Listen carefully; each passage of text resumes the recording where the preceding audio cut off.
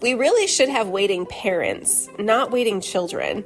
Over 100,000 children are available for adoption through the U.S. foster care system, and 27% don't have anyone, like a relative or foster parent, in the process of adopting them. 60% are between the ages of 5 and 17, and 2/3 are part of sibling groups of 2 to 8 children. Hey listener, my name is Marcy Bursack. My husband and I chose adoption as our plan A. After blogging about our journey adopting a sibling pair, I began mentoring families right in my own living room. That passion grew into the Forgotten Adoption Option, a nonprofit I now lead as a volunteer while working full-time in the tech industry. From my blog, 3 books, app, and classroom lesson to now a 45-minute course called Foster Care Adoption Simplified, which you can find at ForgottenAdoptionOption.com, I've created practical, heartfelt resources to help families navigate the foster care adoption process. As you listen to this episode, I encourage you to ask yourself, who in my circle needs to hear this? It's often people in what we call helper professions, people like therapists, nurses, doctors, police officers, firefighters, social workers, and teachers like my husband. These are the people who tend to step forward to adopt children from foster care. But this work isn't only about becoming an adoptive family, it's also about becoming an advocate and ally. Every waiting child deserves not just a forever family, but a community of people who champion their future. Whatever led you to this podcast, I am thrilled that you are here. My mission is simple, to help every waiting child be with their forever family. And that's exactly why I host this podcast. Welcome to the Forgotten Adoption Option podcast. In this episode, we will learn how to know when you're ready to adopt a teenager.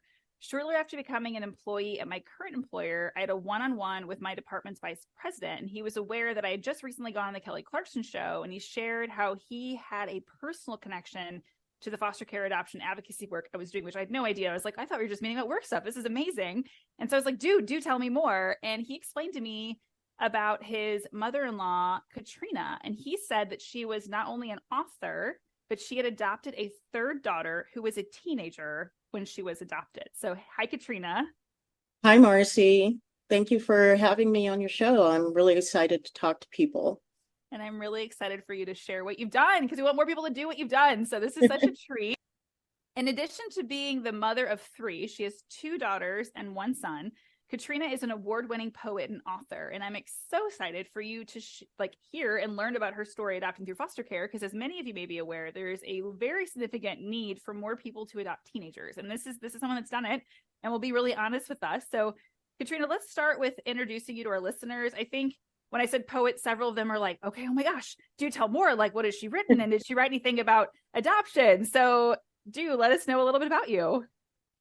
Well, I am a poet. I have multiple publications out. My latest book, Surviving Home, is about my childhood, which was really challenging.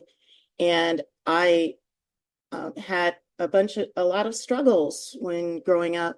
And I think it's what caused me to gravitate toward adopting a child, because I understand how children can have a need to find homes where they feel safe and loved.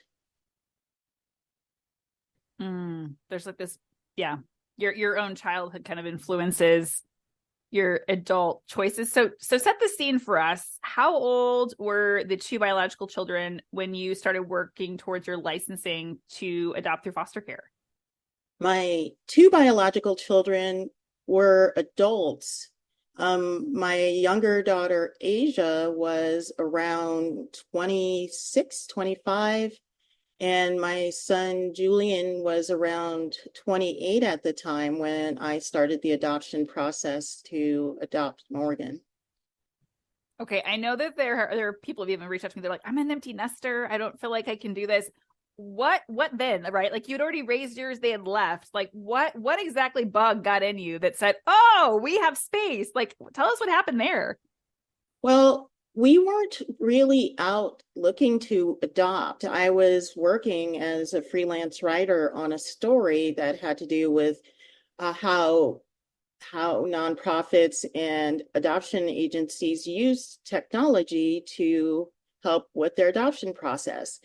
And in doing that, I came across an adoption podcast, and I was listening to the different podcasts of the different children. And Morgan's podcast came up. And as I was listening to it, when I heard her speak, I said to myself, oh my goodness, this is my daughter. And that was just the sense that I got from it. She had the same tone of voice that my children had. She used the same sort of vocabulary. She liked the same books. She liked the same activities. In hearing this, it would have been as if I had let Asia do this video and then wander off into a foster home. That's how I felt. I felt like this is my daughter and I can't let her be without a family. And so that is how we started the adoption process. I went to my husband and I said, hey, listen to this video, this podcast. This is our daughter. And he was very happily an empty nester. We were traveling, and when he listened to the podcast, he said, very nice. They have all these processes to tug at your heartstrings. I'm sure that that's what's happening with you here. But he was willing to go through the process to learn more about Morgan and her situation. And eventually he fell in love with her as much as I did. All right. So I'm there I don't know where you're at in your house when you guys are having this conversation, but I'm thinking if I'm your husband, right? And you're like, hey, listen, this voice just like spoke to me. I'm just feeling it. I mean, you're creative, right? So like I'm married to creative. I feel like, okay, I get it. But how on earth, like, what were you just like slowly giving him information? Were you like excited and you had to like convince him? Because I'm just thinking that's a big step of, hey, I heard this. It was so inspiring, not just inspiring. It was so inspiring. I want to go and adopt this particular child. Not only were we an empty nest, we had sold our nest because we were living in an Airbnb. And like I said, we were traveling. My husband had taken time off work. I was doing the freelance thing. So it was perfect timing, clearly. Like you were all set up. You had to disrupt your entire life and rhythm to do this. Yeah, and I think with him for the beginning, he was saying, we're living in an Airbnb. No how is anyone going to logically give us a child while we're living in an Airbnb? So you have fun with that, and I'll see you later. I think that's kind of what he had on his mind, was that I don't know what's going on with my wife. That's so cute. That's so cute, wife. But sure, he's like, no one is going to give us a child, so feel free to go apply and they'll follow you until they reject us. So instead of him telling you you're out of your mind, he figured, oh, the system will just tell you this crazy, like we'll let them be the bearer of bad news. But that's not what happened, right? So you do it anyway, and you had a support, which is amazing. And so I know that your process was not smooth. And it's a ride, as are most of our stories. And so I don't know, paperwork, finding Morgan, like how did that all go? Well, we started off going to this information session where they told us we had to take these courses, and we started the courses, and then I broke my ankle, and that ended up being a process where I didn't have the ability to go to the courses anymore. And so I had to take a break. And by the time I healed from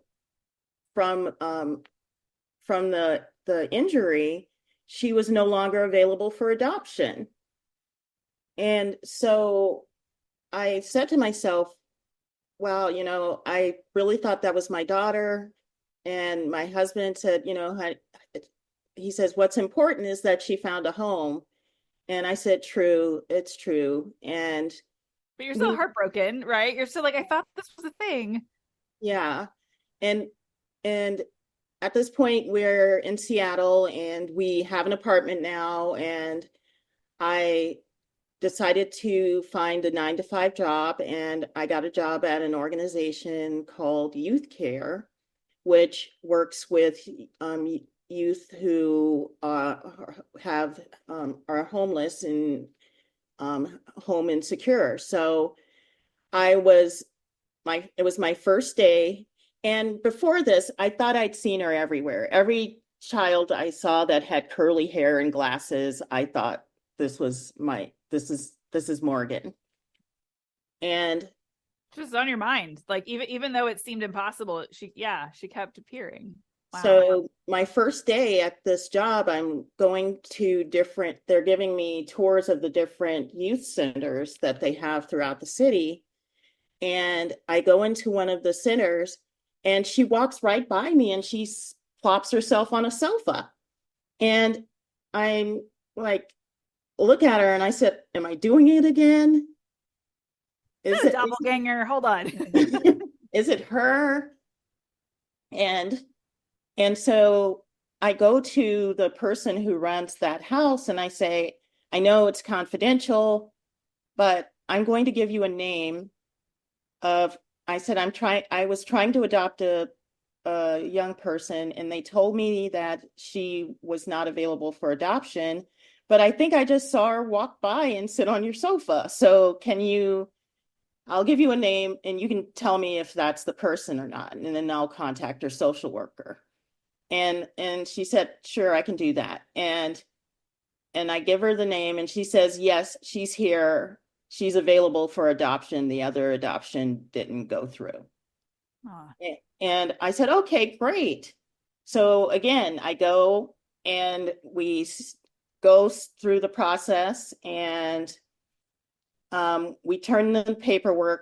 Paperwork is lost. They never get the paperwork. So we have to turn in the paperwork again. And by the time we do that, again, she goes to another home. At which point, my husband and I decide, okay, fine, let's just do our thing like we were doing. And my husband applies for a job in Thailand.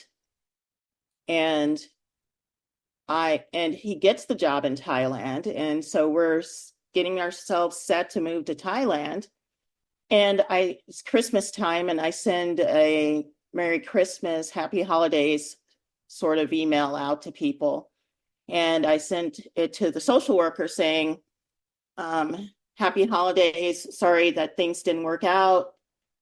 And we hope you have a wonderful New Year. I contact the social worker with saying Happy Holidays. And she responds saying, well, thank you very much. Morgan's adoption didn't work out. She is not available for adoption because she's given up on the adoption process. She's going to be 18 soon, and she's going to go into Job Corps to study cooking. But we're hoping that, she needs adult support, she needs mentors, and maybe you can be that for her. Maybe have her over for holidays so that she has a place to go during the holiday season after she turns 18. It's really being in her life. Have you even met her at this stage in the game? No. Ever? Okay. I have not met her. When I was working at Youth Care, I'd see her a lot of the time. And even like seeing her interactions at Youth Care and seeing her, and I wasn't, when the adoption process, you're not allowed to try to talk to the kid or do anything to influence them. So I'd see her, but I never talked to her. Just couldn't, yeah. But you had heard her podcast, so you heard from her and you knew what she looked like, but you couldn't let her know your interest. Wow. I maybe said one thing to her because she was asking about shoes and I said something and she didn't, I could tell by the look on her face that she didn't react well to it. And she wandered off. And she says, and later she said, because you said it so oddly. And I said, because I was trying not to, I I was was trying to awkward because I couldn't be not awkward. be, so she approached me and I'm like, should I talk to her? What do I do? Because I'm not allowed to talk Yeah. to her. I had like this kind of You're thing. like stumbling because you're like, whatever I say, I could screw this all up. I don't want to screw it up. Yeah. Oh my goodness. She goes, I thought you were a complete oddball, mom. Like, it was just like all this stuff going through my head.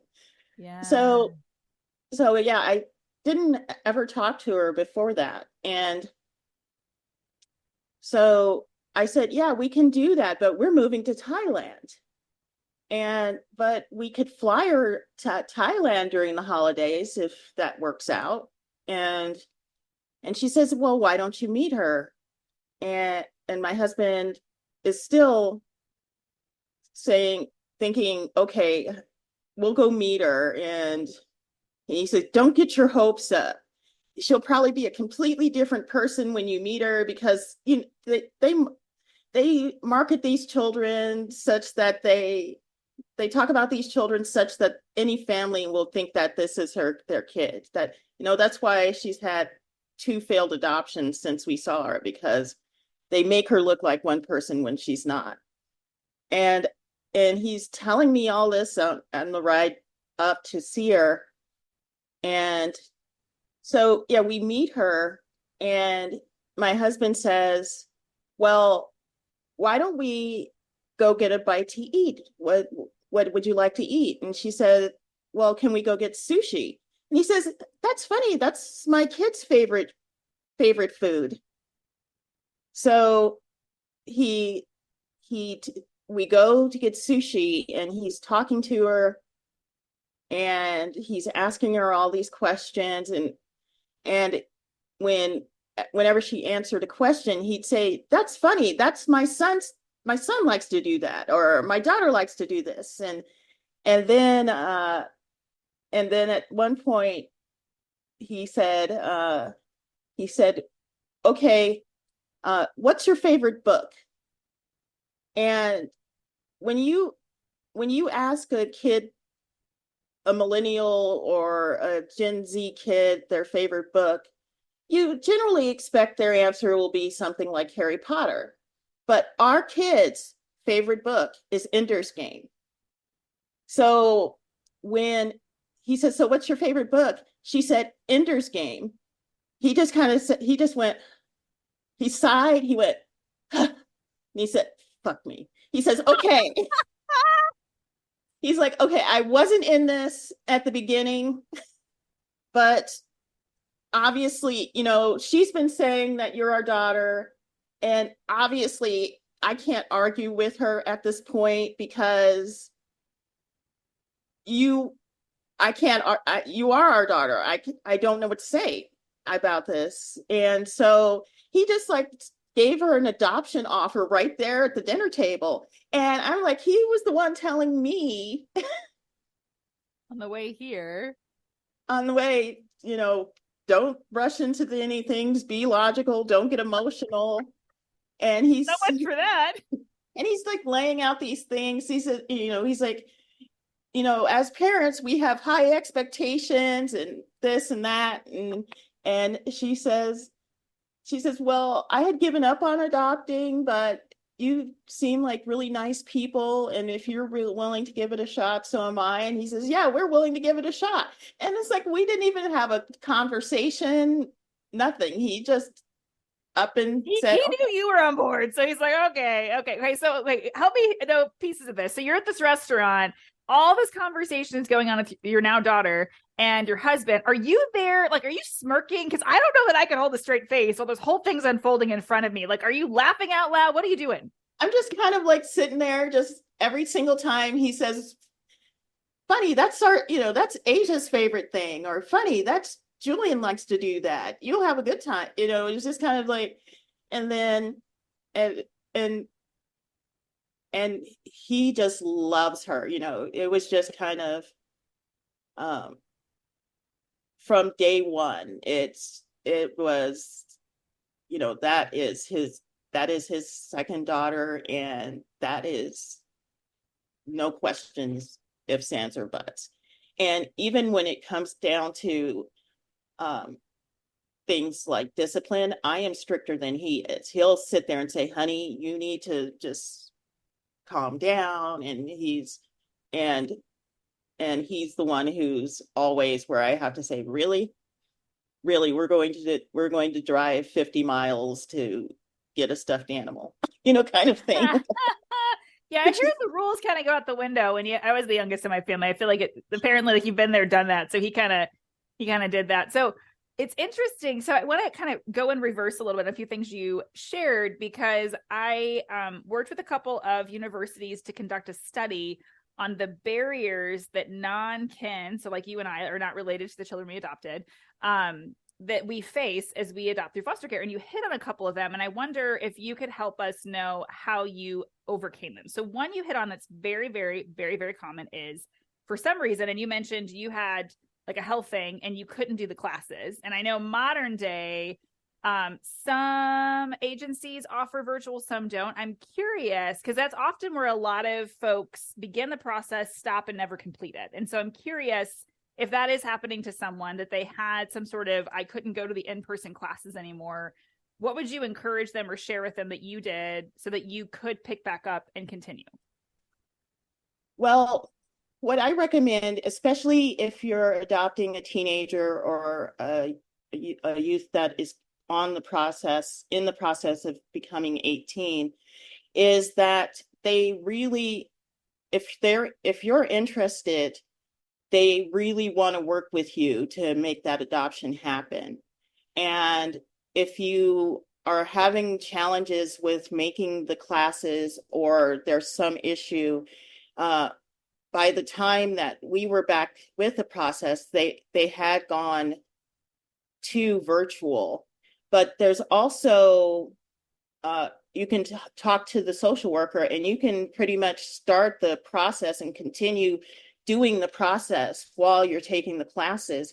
And maybe some classes you don't have to take because they're so much older, that they will waive those classes, because you don't need to learn that your kid to put those little safety things in outlets. The kid's 18, you don't need to. Sure. You don't need to be told like they're going to stick their finger in that. You're like, well, that's not their age, and their fingers are a lot bigger. Okay. That's very helpful. So like, even because it's sort of like if you went to like a university or some sort of certificate, sometimes if you already have partial credit, they can work with you to finish. So that's great advice. The other one you mentioned is, I hate this one, and it's so common. My paperwork got lost.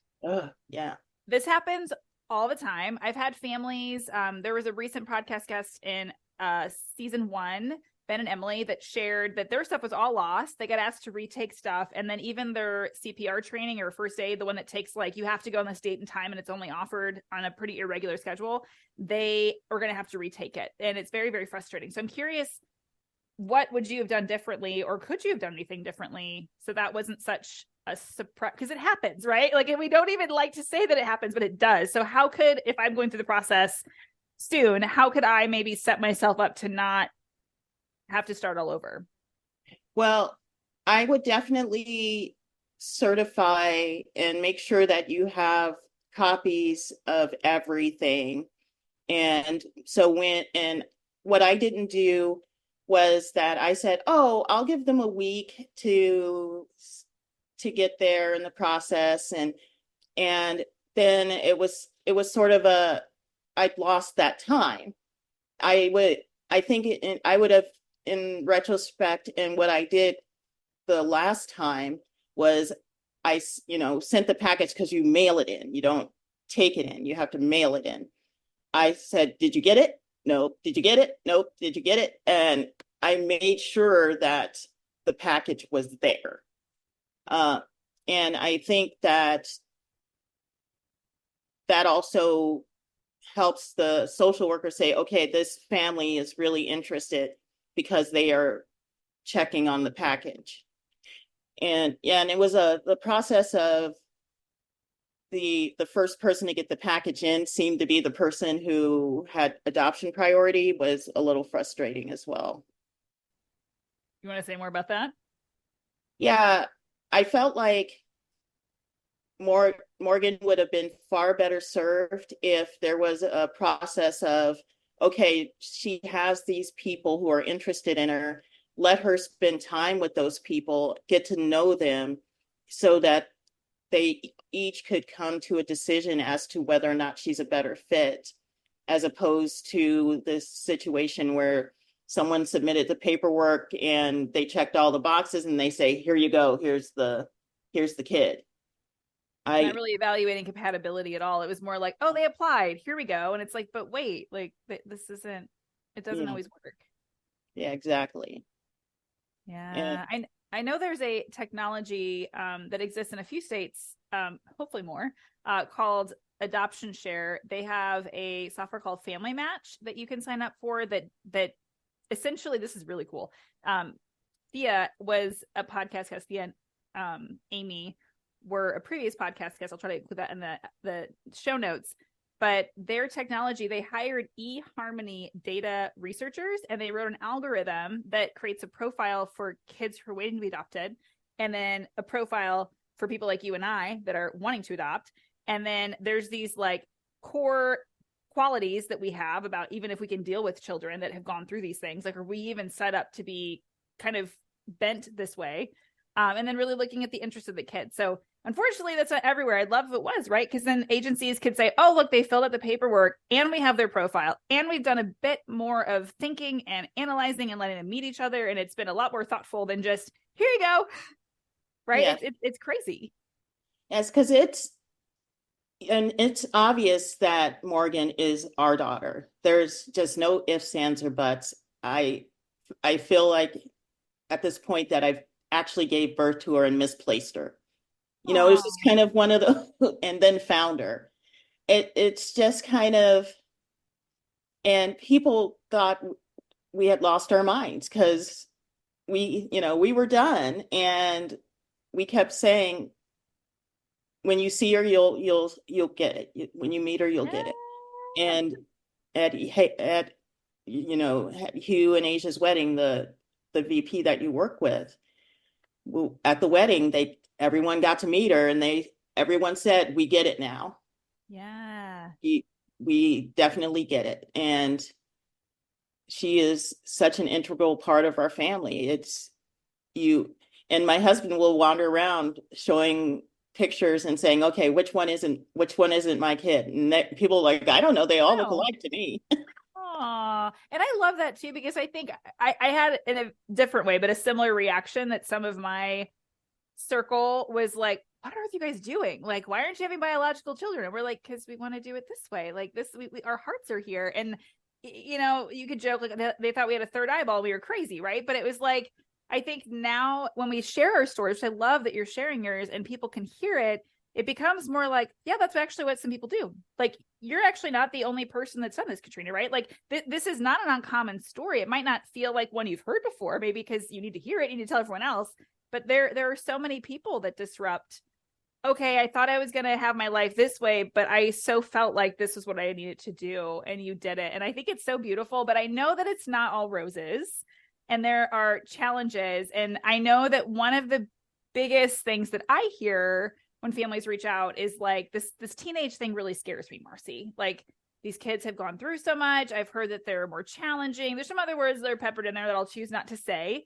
Right. And so it can feel daunting, and it can feel like, well, let's go younger, because the teenage age feels way more challenging when I could. Right. And so I'm curious, I know that you've gone through some things living together. You got to adjust. This is not uncommon. And I just wonder, just like anything else that's hard in life, if we can hear some examples or hear how did you do it, even though it was hard, and how did you keep your mind intact? Maybe it would just help us realize, oh, okay, that's how you do this. Yeah, sometimes when you're in it, it's hard to see it, but we're going on 5 years at this point, and it's the trauma. These kids come with a lot of trauma and a lot of bad experiences. Morgan, I believe, has been in something in the neighborhood of 30 foster homes. So way too many is what that is. So she has had multiple bad experiences that she's bringing with her. And you have to keep that in mind when you're dealing with a kid. And even though we say, yeah, she's our daughter and she has the same personality as our children, she did not have the same life experience that our kids had. She's coming up with, and she, even though to us, she feels like our daughter, she doesn't have that experience of saying, oh, this is my mom and dad. She does not have that yet. She is still, who knows how many people have told her that? Who knows how many people have said that, oh, we're going to keep you forever, don't worry, and have it not go through. And so one of the first challenges we had to do with her having that concept where we were going to the store to like pick out her bed and everything else, and that was just way overwhelming for her. Like we were in the IKEA and she kept saying, well, what if this doesn't work out? I don't want you to spend money on me. What if you send me back? What if I do something you don't like? And a lot of pressure, right? Like, well, you're investing, you're spending money on something, and oh man. So she's like, what if, and she went through these scenarios. What if I come home late at night and you don't like that? What if I forget to flush the toilet? What if I get angry and I tell you to go screw yourself? She was like going through all of these things saying, what if? And she had a flat out anxiety attack at the IKEA. And I told her, so I essentially I said, okay, would it be better if I picked the things out and had them delivered? And she said, yes. And that's what happened, because it was just way too overwhelming for her. I said, because you have to have a bed. We're not going to have you sleeping on the floor because we think it's temporary. Mm-hmm. And it's not temporary, by the way. And she said, okay. But in a different scenario, maybe taking a biological child around that same age, it wouldn't have been a big deal, right? Like that just maybe felt so normal and like easy. But for her, you adjusted and adapted because she was able to communicate that, which is awesome. But man, all those different experiences and all those homes, to maybe all those examples she gave were things that she had been given a consequence for before. Right. And a lot of those things she got kicked out of a foster home because she forgot to flush the toilet. Aww. Yeah, and which was really bad. She'd forget all the time, but sure. It's like that's a kid thing. That is not a reason to get tossed out of your home. That's kids forget to flush the toilet. You just say, hey, flush the toilet before you drive me insane.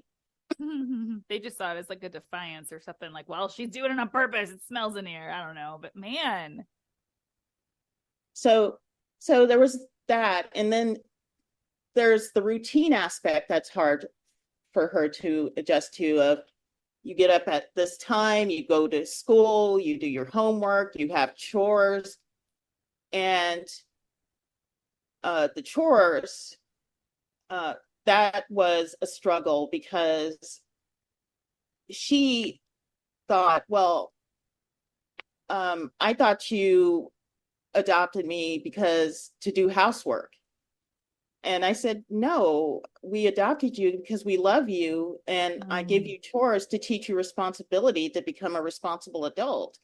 I said, you're 17 years old and you're going to be 18. And no way are we kicking you out of the house when you turn 18. You don't have to worry about that.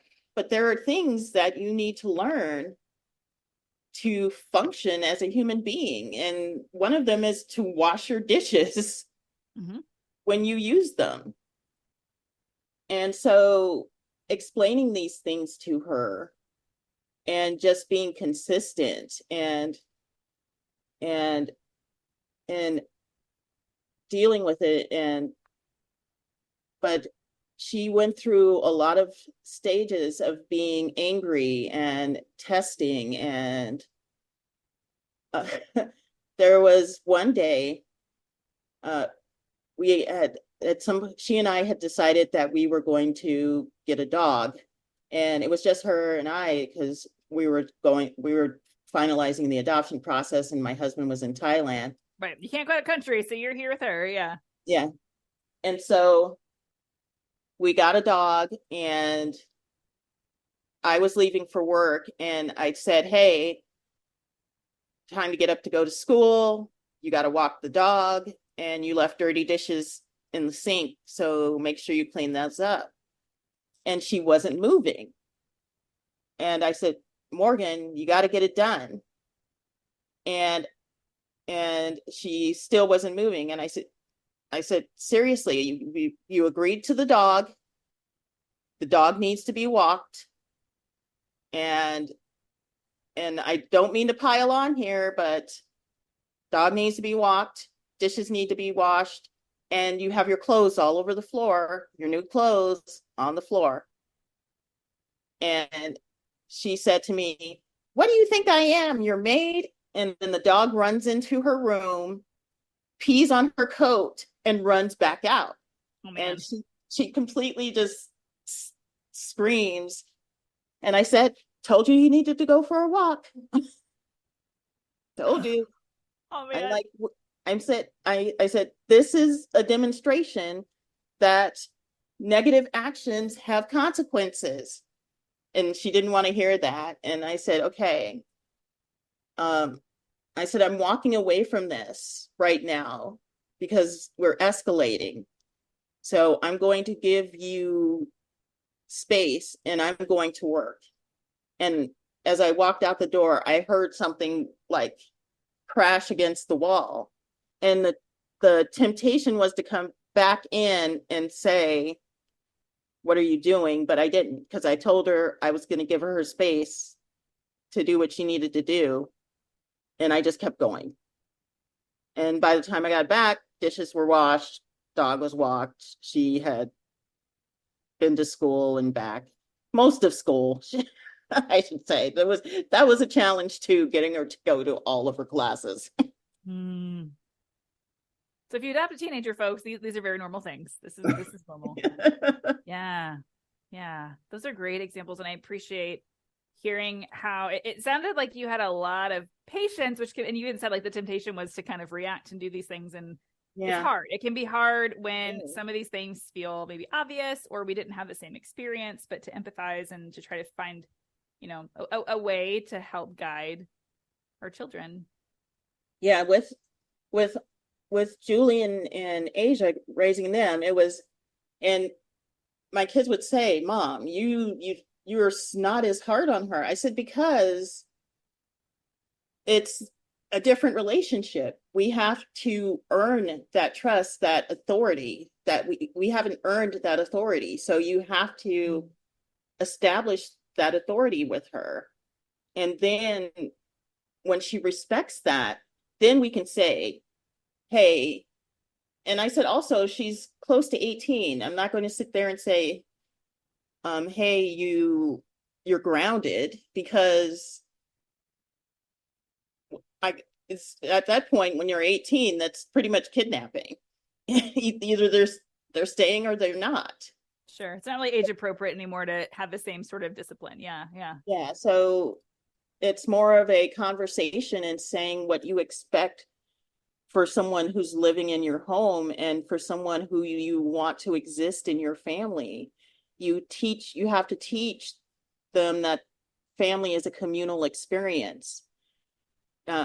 She said that one person hurt her, one foster parent hurt her by telling her she didn't know what a family means. Oh. And I told her, I wouldn't say that you don't know what a family is. I would say that you've never experienced a true family. Because of all of the things that you've gone through. But of course, you know what a family is. You've been fantasizing about one your whole life, but not, it's just understanding that not only does family mean all of the good stuff, family also means sacrificing and contributing to the betterment of the people you love. And that was the lesson that we are still working to teach her today as she's on the verge of being 23. Because it's a journey. Yeah. So beautiful. I am so grateful for the nuggets that you're sharing with us, because I think from the outside, we don't know these stories, and they're real, right? They're between your walls, they're between, and now that she's, out, like it's just this is how this goes, and we need more families to do this. So I'm curious, I'm kind of thinking back on your husband that was a little not on board to begin with. So as we close, there are some listeners, I mean, this happened in my scenario. Like, my husband was not on board to begin with fully. And so what advice do you have for listeners? Maybe they are feeling a nudge to go sign up for classes or do some more research, or they feel a connection to, there's a lot of videos and content that we get to see even on TV segments about kids that are waiting. What advice do you have if their significant other or spouse isn't on board? Well, number one is to look into the why they are not on board, and have that conversation and listen to the other person as to their reasons. And also make sure that you know what your reasons are. That, for me, it was that I felt that it was in my heart that this was my child. For someone else, it could be that they want to, just help someone out, help a kid out. But you have to know that why, and that why needs to stick with you through talking to your husband, through the interview with the social worker, through the interview with the person who is determining your certification. And so getting your spouse on board is just the first person you have to get on board. You have to convince everyone else in your family, and as well as the authorities that be. Even your apartment complex, you have to say, well, yeah, we're bringing this kid in, and they're like, okay. Sometimes they're not on board. So it's just a matter of having that conversation, listening to your spouse as when they say, why not?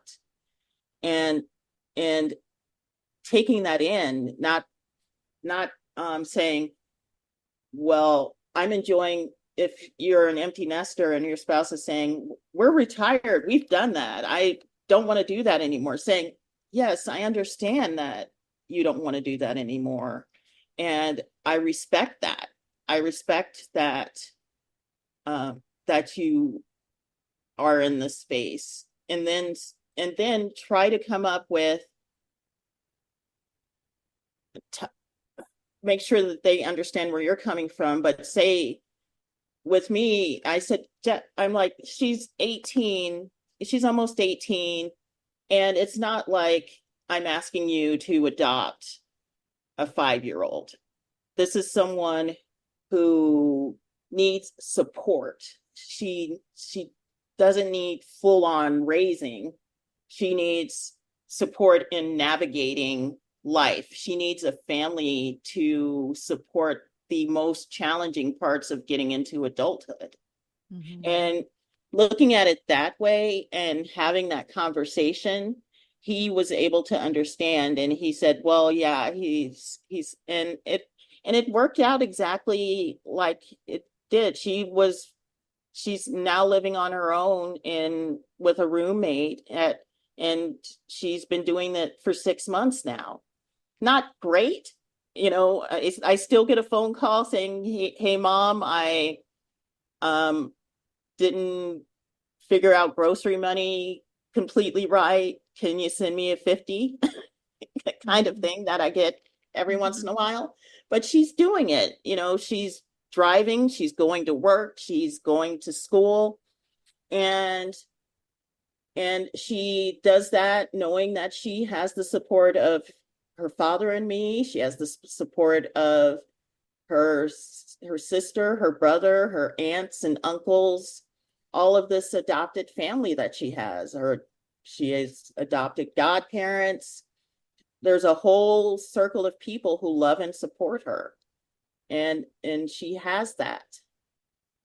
And it really, it took I won't say it didn't take a lot of emotion, a lot of work, but in the time of my marriage and my life with my husband, we've been together 33 years and we're going to be together 33 more.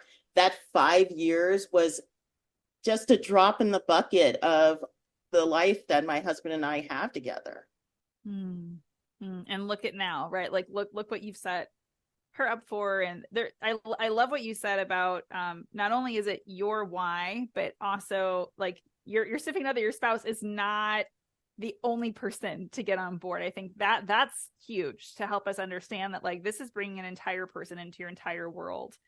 And really making sure they're included in part of that. This has been so rich. I think I hope all of us are just, I wish you all could see Katrina, like there's just such a warmth to her and honesty. And I'm so grateful that you were willing to talk about this.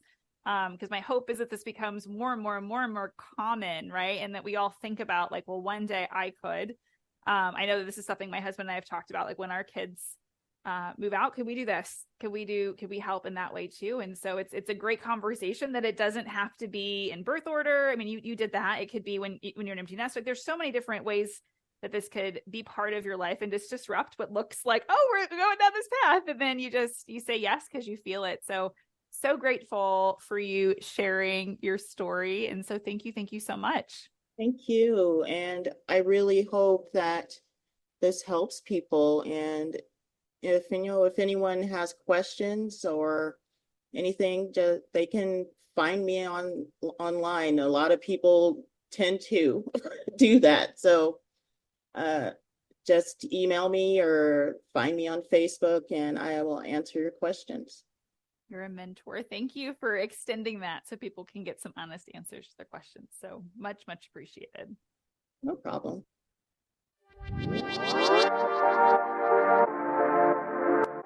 Thank you so much for spending time with us. It truly matters that you listen today, because by tuning in, you're opening your heart to the stories of children in foster care, sparking empathy and starting to see how your unique role, whether as a friend, advocate, or even as a future adoptive parent, can bring hope and belonging to a child or sibling group that is waiting.